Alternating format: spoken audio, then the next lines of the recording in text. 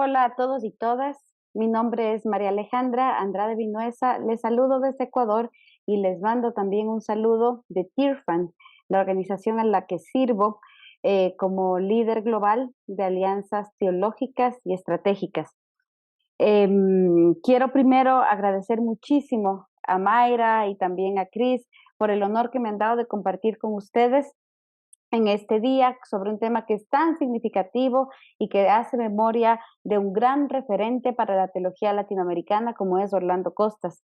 Este puertorriqueño, aunque tuvo una vida, una trayectoria muy corta, fue como un iluminado y hay muchas personas que hablan de él como el misionólogo más grande que ha visto nuestra región. Y en efecto, muchas de sus propuestas y de sus intuiciones y provocaciones siguen todavía dándonos bastante que pensar y que hablar muchas décadas después. El tema sobre el que me invitaron a compartir el día de hoy se llama Misión Integral, una nueva generación, y yo quiero compartir algunas intuiciones de lo que estoy llamando en, desde y hacia Abya Yala. Voy a compartir mi pantalla para que podamos, para que puedan seguirme. Y ustedes se van a preguntar de dónde viene este término Abya Yala. Y pues, aunque para algunas personas es algo nuevo, en verdad Abya Yala viene del idioma Kuna y significa tierra fértil, tierra madura. Y como el lenguaje es político y tiene una ideología, yo he decidido utilizar este término porque nos hace pensar en quiénes éramos antes de la conquista, quiénes vivían ya en nuestra tierra antes de la conquista. Entonces he querido presentar algunas propuestas pensando desde nuestra tierra desde un origen, no desde que nos descubrieron hace tan solo algunos cientos de años. Una precisión antes de seguir, hablamos de nueva generación y yo quiero simplemente reconocer que aunque es cierto que mi generación es una generación más reciente que los padres de la misión integral. En verdad, hay voces mucho más jóvenes también que la mía, pero también es muy difícil hablar de una sola generación porque cada generación es muy diversa. Entonces, yo no vengo a representar a una generación emergente, vengo a presentar algunas ideas y debo reconocer que dentro de eso, pues hay preguntas dentro de mi generación, personas que se hacen preguntas diferentes, que buscan respuestas en lugares diferentes, que llegan a conclusiones diferentes. Así que lo que yo vengo a proponerles hoy es mi experiencia, es a partir de mi experiencia como una mujer latinoamericana, que también es mamá, que tiene una trayectoria acompañando comunidades de fe un poco en la puerta entre la iglesia y la sociedad para que la iglesia salga a la sociedad, para que lo que pasa en la sociedad también le preocupe y que le importe. Entonces, desde esa experiencia, desde mis preocupaciones, desde mis curiosidades también, es lo que yo vengo a presentar. Y dentro de eso, pues es importante hablar del contexto, porque el contexto siempre es importante para la teología y la misión. No existe una teología y una misión que no sean contextuales. Decían que la cabeza piensa en donde los pies pisan, y eso es verdad. Entonces, tratar de leer el contexto 50 años después de que la propuesta de la misión integral haya salido, haya surgido, pero también desde nuestra generación tiene que ver con agudizar nuestros sentidos.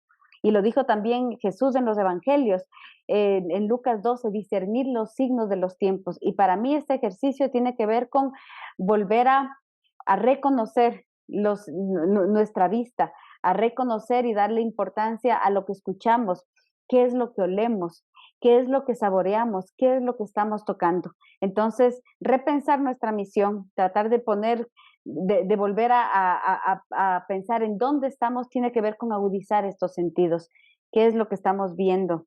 ¿Qué significa lo que estamos viendo? ¿Estamos realmente escuchando? ¿Qué es lo que están diciendo? ¿Cuáles son los gritos que escuchamos? ¿De quién vienen? Pero también, no sé si ustedes se acuerdan, nuestros abuelos, abuelas hablaban de lo que se huele en el aire. ¿A qué huele? ¿Qué es lo que estamos oliendo? ¿Qué es lo que estamos saboreando? ¿Qué es lo que tocamos y palpamos en nuestra América Latina? Y esa es la invitación a la que quiero, la jornada en la que quiero embarcarnos en los próximos minutos. Así que quiero presentar 3 giros que no son exhaustivos, no es lo único que se puede decir, pero son 3 giros que me parecen importantes de mencionar.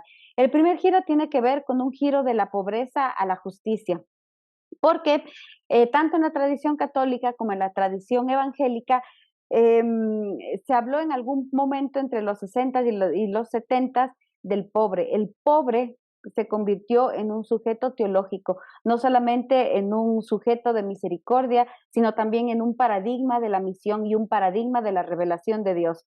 Y como fruto de eso, o un poco después de eso, ese pobre empezó a tener algunos rostros. Un rostro, ¿quién era ese pobre? Era un pobre mujer, era un pobre niño, niña, era un pobre migrante. Inclusive surgió con Leonardo Boff, por ejemplo, el pobre creación. Entonces ese pobre empezó a tener un rostro concreto y una de las implicaciones muy concretas de qué significó eso para la iglesia fue pues la promoción de ministerios de misericordia enfocados en aliviar la pobreza de esos sujetos pobres. Entonces podemos pensar ONGs, pero también ministerios en la iglesia, como comedores infantiles o clínicas ambulantes o ministerios que atienden a mujeres o a familias, a personas en situación de calle, y todo eso está bien. De ninguna manera pensaría que alguno de esos ministerios está haciendo el trabajo mal. Sin embargo, lo que sí necesitamos hacer es hacernos la pregunta que va más allá de eso. La siguiente pregunta, pero ¿por qué la gente está en esa situación? ¿Cuál es la conexión entre pobreza y justicia? ¿Por qué la gente que es pobre realmente es pobre? Porque cuestionarnos o tratar de aliviar la pobreza sin preguntarnos acerca de la justicia es como enfocarnos solamente en la punta del iceberg sin entender todo lo que está debajo. Y el problema con eso, creo yo, que hay dos desafíos. Primero, no es efectivo, porque cuando estamos solamente trabajando para aliviar la pobreza sin preguntarnos sobre las causas de esa pobreza, es como estar solamente poniendo una curita en una herida que necesita desinfección. Entonces estamos solamente poniendo curitas y podemos pasarnos la vida poniendo curitas sin realmente curar la herida, por un lado. Pero por otro lado, y me parece más grave todavía, enfocarnos en pobreza sin cuestionarnos sobre justicia a la final termina siendo beneficioso y funcional para el sistema. Un sistema que sigue produciendo pobreza, un sistema que sigue perpetuando. ¿Por qué? Porque no estamos desafiando esas estructuras, no estamos realmente cambiando, no estamos afectando curando esa herida. Entonces, por eso, en algún punto en la Iglesia Católica se propuso hablar de pecado estructural o pecado social, porque existen algunos sistemas de poder que siguen perpetuando condiciones de desigualdad, condiciones de explotación, condiciones de muerte para muchas personas, y es mucho más que la suma de los pecados individuales nuestros. El mal no existe en el mundo solamente por las cosas individuales que hacemos, pero existe un efecto comunitario tanto del pecado como de la salvación. Y es ahí en donde entonces nosotros tenemos que preocuparnos y también cuestionarnos sin dejar de preocuparnos por la realidad de las personas que están en situación de pobreza, preguntarnos también las causas de esa pobreza y cómo entonces nosotros podemos también hacer algo para curar esa herida. Y cuando pensamos como en algunos de estos temas estructurales, pensemos en el machismo. Muchísima gente, muchos amigos míos me van a decir es que yo no soy machista, pero entonces, ¿por qué vivimos en una sociedad en donde se cree que es normal y que está bien que haya cierta carga o cierta violencia o que sea normal el abuso contra las mujeres y los índices lo dicen? Problemas como el racismo, tal vez pensamos que en nuestras prácticas no estamos siendo racistas, pero existe un sistema racista que de manera sistemática está expulsando situaciones de pobreza a personas de cierta raza y cierta etnicidad. En muchos de nuestros países en América Latina, las comunidades indígenas o las comunidades negras tienen los índices más altos de desescolarización, de falta de acceso a servicios públicos, de desempleo, de criminalidad. Y es ahí cuando hablamos de injusticia estructural. Pensemos en la violencia y la criminalidad que está creciendo también en nuestra región. No es justo solamente pensar que las personas se meten en bandas criminales porque no son buenas personas. Es que existen algunas condiciones que están empujando a las personas a ese tipo de márgenes. Cuando los niños, niñas en pueblos rurales no tienen opciones escolares o no tienen acceso a trabajo, son presas fáciles de las bandas criminales que sí quieren reclutarles, que sí quieren darles trabajo. Cuando los niños y niñas terminan pensando que su mejor futuro es convertirse en sicario, no es que son niños, no nacieron para eso, pero las condiciones en las que viven les están empujando a eso sin dejarles mucha opción. Ahí es cuando estamos hablando de estructuras que oprimen, de estructuras que marginan y de estructuras a las que debemos enfrentar. Orlando Costas habló de esto también, y él habla de que la justicia es de Dios cuando levanta al pobre, al oprimido y le da nuevas posibilidades de vida en lo económico, en lo sociocultural, en lo político. Entonces, ese es mi primer giro. El segundo giro que quiero proponer tiene que ver con un movimiento de lo humano a lo cósmico, y me voy a explicar un poquito más. Porque es importante reconocer que nuestra teología cristiana y la misión, pues que fluye de esa teología, han sido, sí, relacionales, pero han sido eminentemente antropocéntricas, porque han estado siempre centradas en el ser humano. Hemos aprendido a leer los relatos de la creación, por ejemplo, en Génesis, pensando que los seres humanos somos la cereza en el pastel, como si Dios hubiese creado todo lo que creó para nuestro disfrute y punto. Hemos entendido mal el encargo que Dios nos hizo, porque pensamos que se nos hizo dueños cuando en verdad, y que se nos dio permiso de explotar y de dominar, cuando en verdad la tarea que se nos dio fue de cuidar y preservar algo que no era nuestro, porque siempre ha sido de Dios. Hemos entendido la famosa caída de Génesis 3 y luego la salvación como algo que solamente me involucra a mí, y no pensamos en esa dimensión comunitaria del pecado y de la salvación, y tampoco mucho menos vemos que la creación también es parte de esa dinámica de salvación. No entendemos que en verdad Apocalipsis habla de una redención, de unos cielos nuevos y una tierra nueva que se vuelven a crear. La salvación no es solamente para los seres humanos, hay una salvación también para la creación. Sin embargo, yo no pienso que el problema sea las escrituras. Me parece que la Biblia habla de eso. El problema ha sido nuestra mirada que por herencia que hemos recibido de siglos pasados, desde la cultura griega, cultura romana, muy enfocadas en el ser humano y muy dicotómicas también, hemos aprendido, adoptado, como que nos hemos puesto unos lentes en el momento de acercarnos a las escrituras, y con esos lentes pues leemos algunos textos y dejamos de lado un montón de detalles. Si es que no dejáramos de lado esos detalles, me parece que podríamos darnos cuenta que todo lo que existe en el cosmos tiene un origen común, el mismo creador. Venimos del mismo creador que creó los ríos, las montañas, los microbios, las ballenas. De ese mismo creador venimos nosotros también. Tenemos un origen común. Todo lo que creó Dios es bueno en gran manera, no solamente los seres humanos. Todo lo demás, todo lo que vino antes de los seres humanos es bueno en gran manera. Génesis 3 habla de algunas rupturas multidimensionales. Claro, la relación con Dios se rompió, pero si miramos Génesis 3 de manera un poco más atenta, nos daríamos cuenta que también habla de otras rupturas. Una ruptura de la relación de los seres humanos con los seres humanos mismos, la vergüenza, la distorsión de nuestra identidad, pero también una ruptura de los seres humanos con otros seres humanos. Es que no fue mi culpa, fue la de ella. Pero también una ruptura de los seres humanos con el resto de la creación. Entonces tú vas a labrar la tierra y va a ser un trabajo duro para ti. Es que fue culpa de la serpiente también. Entonces leamos Génesis 3 desde estos ojos de multidimensionalidad y démonos cuenta cómo las rupturas fueron más allá de solamente Dios y el ser humano. Nos daríamos cuenta también que la creación es portadora de la huella divina y que es mensajera de la gloria de Dios, como dice Salmo 148. La creación recibe también la orden de producirse y reproducirse en Génesis 1:24. La creación es beneficiaria del jubileo en Génesis 25. Existe un derecho para la tierra y los textos bíblicos del Antiguo Testamento fue innovadora en este tipo de legislaciones, digamos. La creación es paradigma de discipulado. Cuando vemos en Mateo 6, miren las aves, miren las plantas, sean también como ellas. La creación es el lugar y es la residencia y revelación de Dios, aún antes del texto bíblico. Por eso es que en muchas tradiciones se dice que los textos bíblicos es un segundo lugar de revelación, porque Dios primero se revela en toda su creación.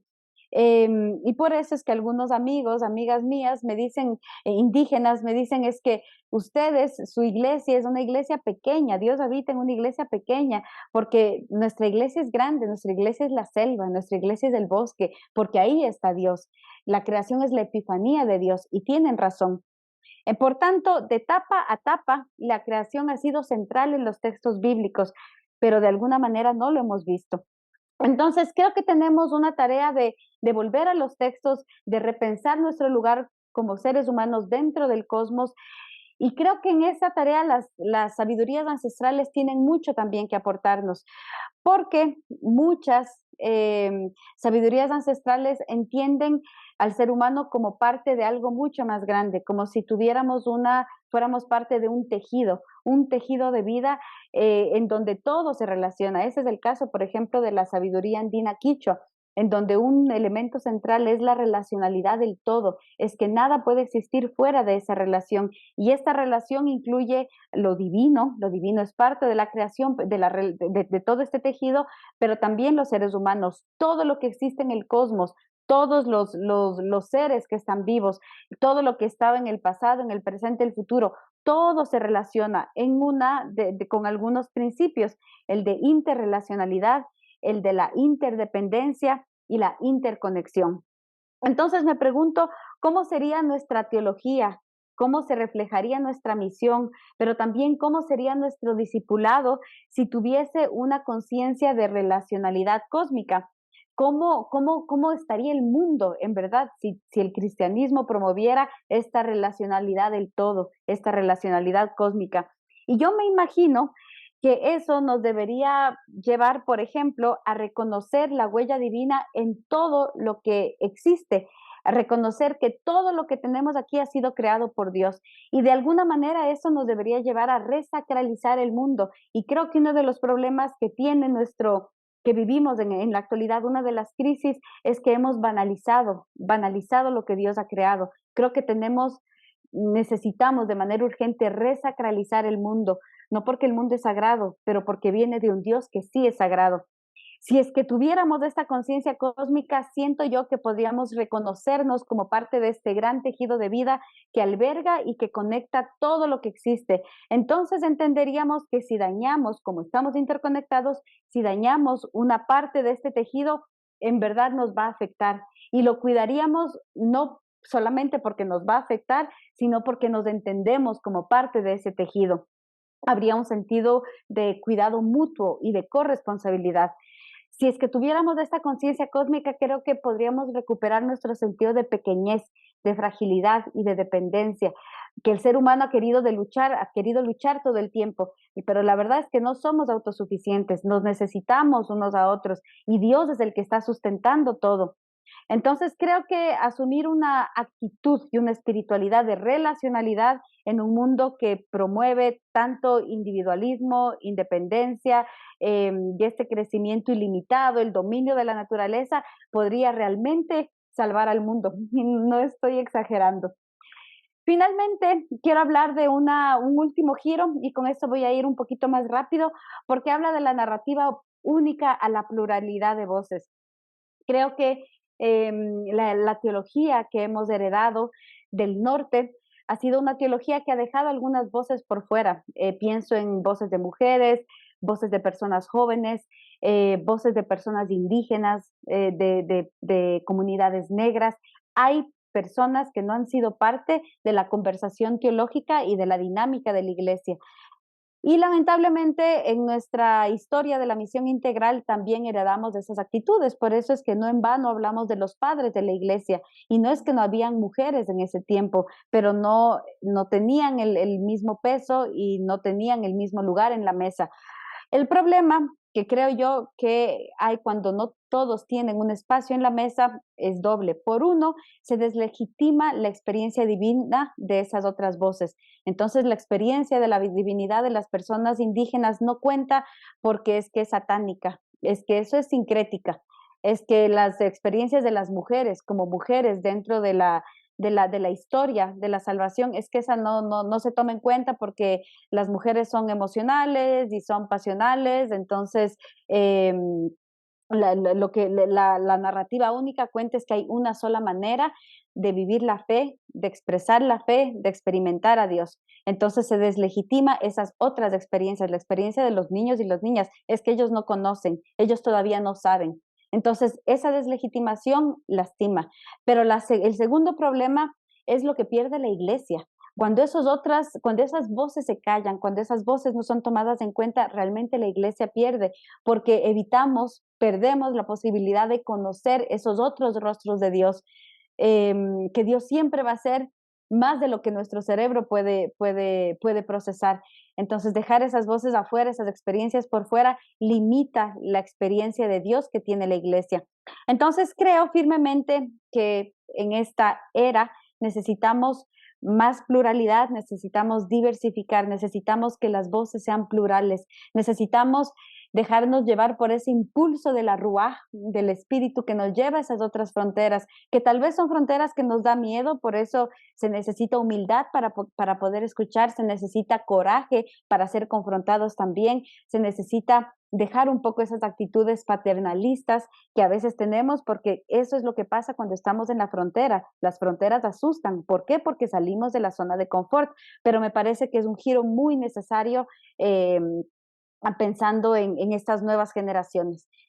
Y finalmente, pues para concluir, quiero traer esta frase de Goethe, este novelista y poeta alemán: cada generación tiene que escribir su propia historia, y creo que nosotros tenemos la responsabilidad, no solamente la posibilidad, sino la responsabilidad de hacerlo, porque eso implica asumir nuestro pasado, el legado que hemos heredado, pero también hacerlo con responsabilidad, porque eso quiere decir que a nuestro pasado, al legado que recibimos, necesitamos conocerlo, necesitamos comprenderlo y necesitamos probarlo.